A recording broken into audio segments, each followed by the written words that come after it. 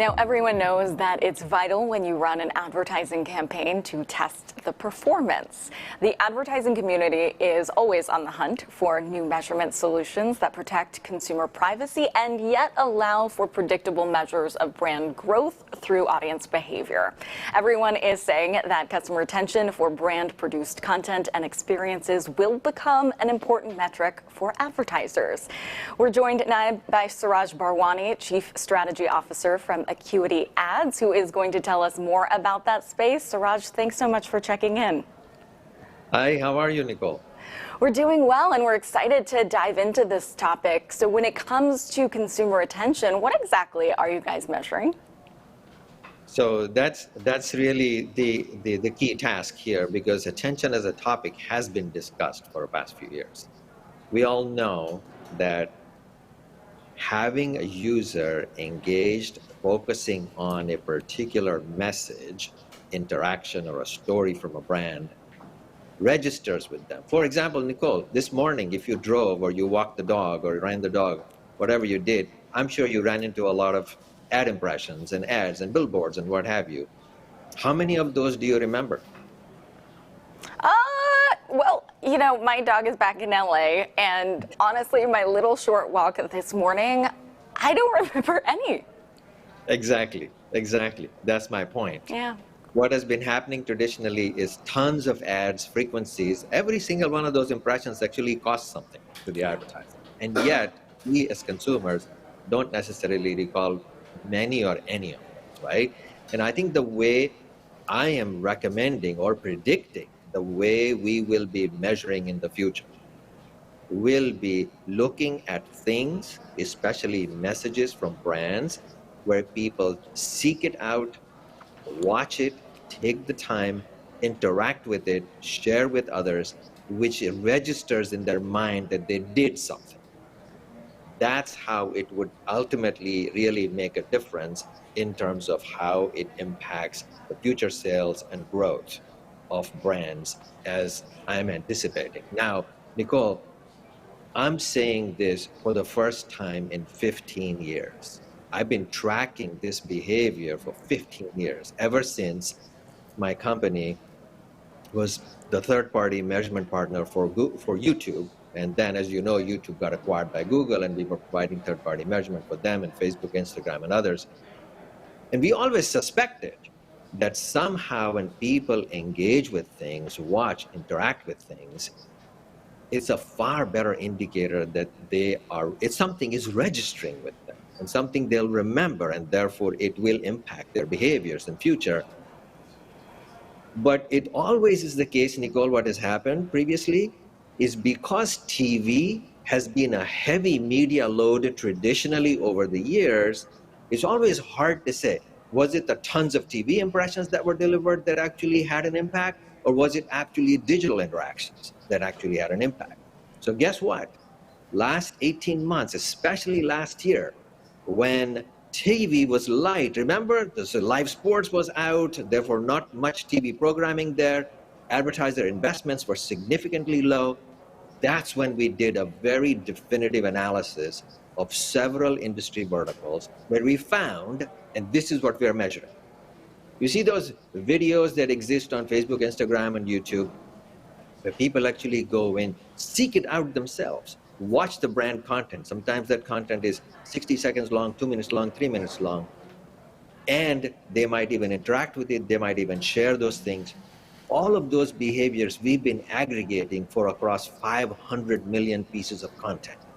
And by doing the analysis of those, and the first time we've actually been able to do share of it. So for example, if you've got 5 companies competing in the mobile device category with Apple, for example, Apple, Samsung, LG, and a bunch of others, and you look at all their videos that are out there in the broad sphere on the internet, and you compare how much time people are putting on watching those and interacting with it, side by side, week by week, month by month, the brand that has a dominant higher share of that attention will definitively in the following months and quarters see rise in sales as well as market share.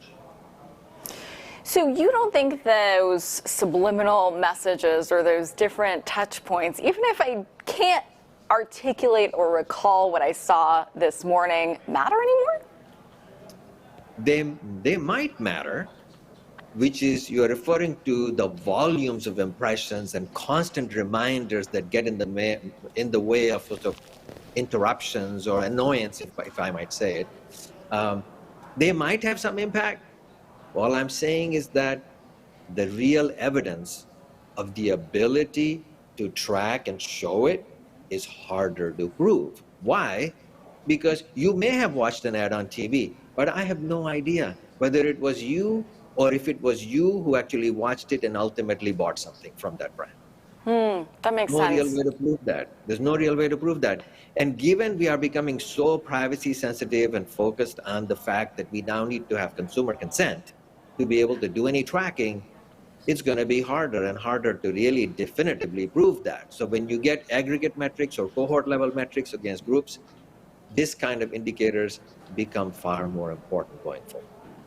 Yes, we love the evidence, we love the data, and we love the tracking, of course. So what evidence is available if you're suggesting share of attention is important, that it could become so viable as an early indicator of market share growth for advertisers? Absolutely. So all I'm saying is that if people were to pay attention to content, watch it for length periods of time, interact with it and so forth, which is all captured within the viewership counts that you get across YouTube, Facebook, and Instagram, if you measure those week after week, month after month, there is provable evidence. If you analyze it and correlate that with market share, the results are there. We have it. We've actually proven it by doing that. That's the evidence, right? Okay, you might call it early evidence.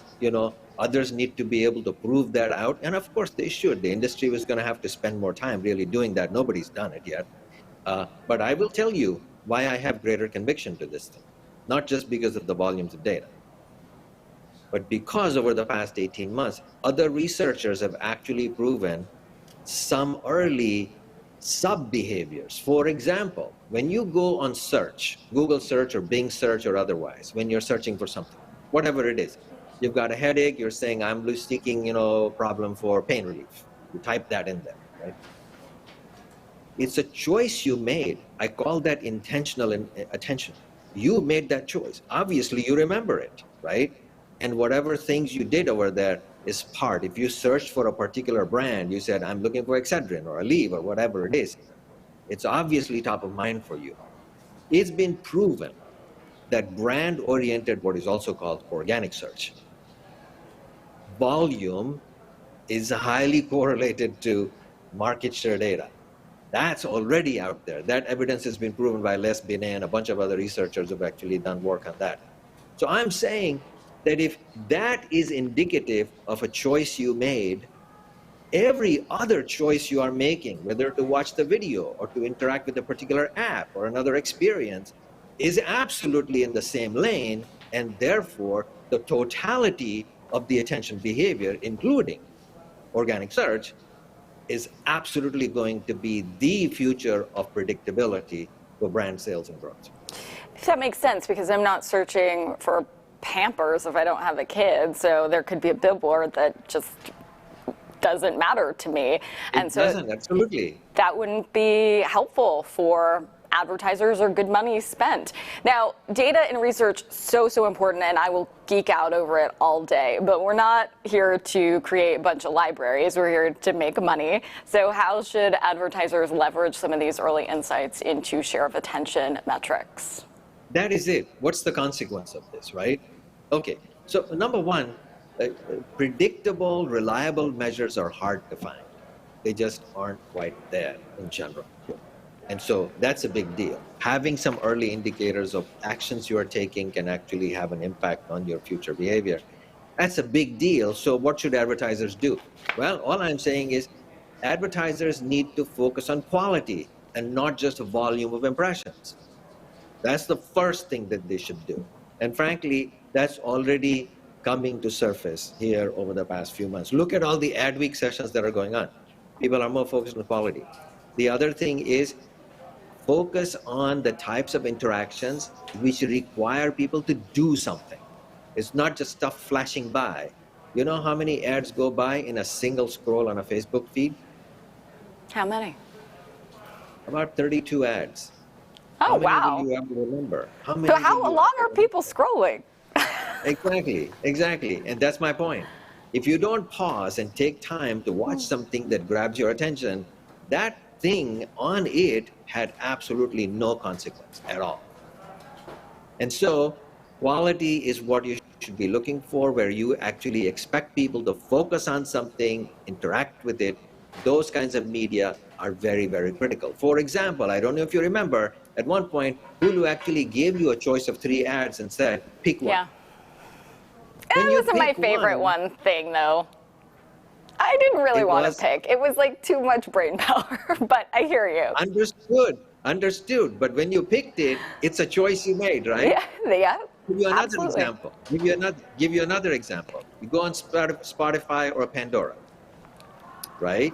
And they tell you you get the next 30 minutes of audio streaming for free if you watch this ad or whatever, right?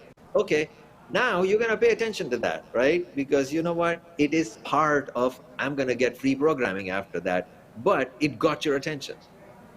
Podcasts are the same way. The attention span is there, it registers, it works, right? And so, Nicole, there's only one takeaway here. Only one takeaway. I just gave you examples of that. If you can get somebody to pay attention to it and you can measure it across all of those behaviors, it will naturally impact on your share of growth, market share, and all of those metrics. It's all about quality at this point. All about quality, all about interaction. That sounds like the most valuable takeaway. Thank you so much, Seraj Bharwani, Chief Strategy Officer at AcuityAds. Thank you. Real pleasure, Nicole. Have a good day.